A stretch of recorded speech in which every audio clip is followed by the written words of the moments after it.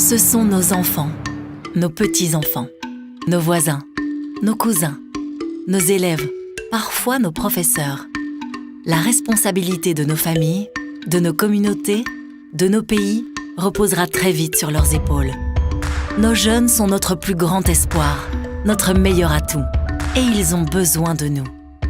Quels sont les défis auxquels ils font face ? Aujourd'hui, les 2/3 de la population de l'Afrique de l'Ouest et du Centre sont âgés de moins de 24 ans, et ce chiffre ne cesse d'augmenter. Cette population jeune peut devenir le moteur d'une croissance économique durable. Ce qui contribue à leur bien-être contribue aussi à leur permettre de devenir acteurs de leur avenir. L'éducation, la santé, l'égalité de genre et l'autonomie sont les clés de ce processus.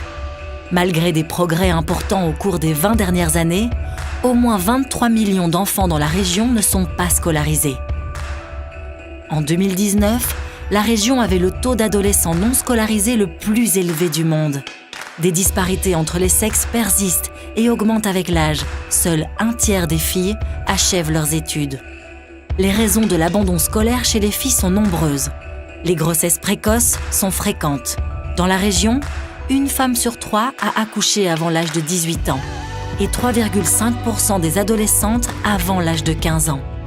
Les mariages d'enfants contribuent à cette situation.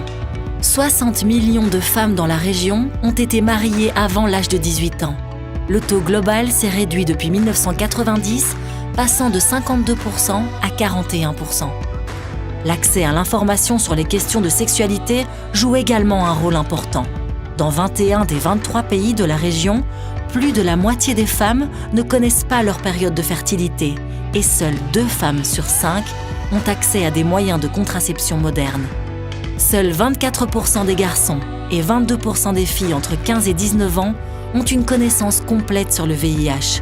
Le difficile accès à l'information est aussi reflété dans les attitudes vis-à-vis des violences conjugales.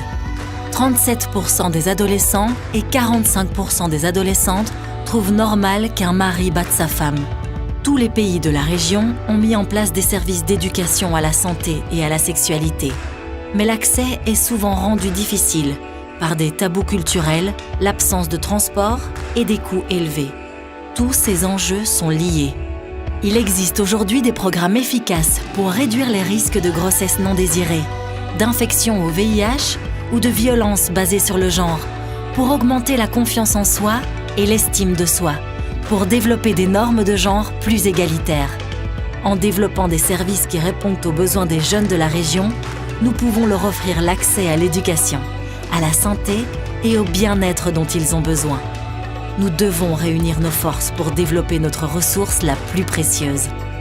Engageons-nous ensemble pour écouter, comprendre et agir.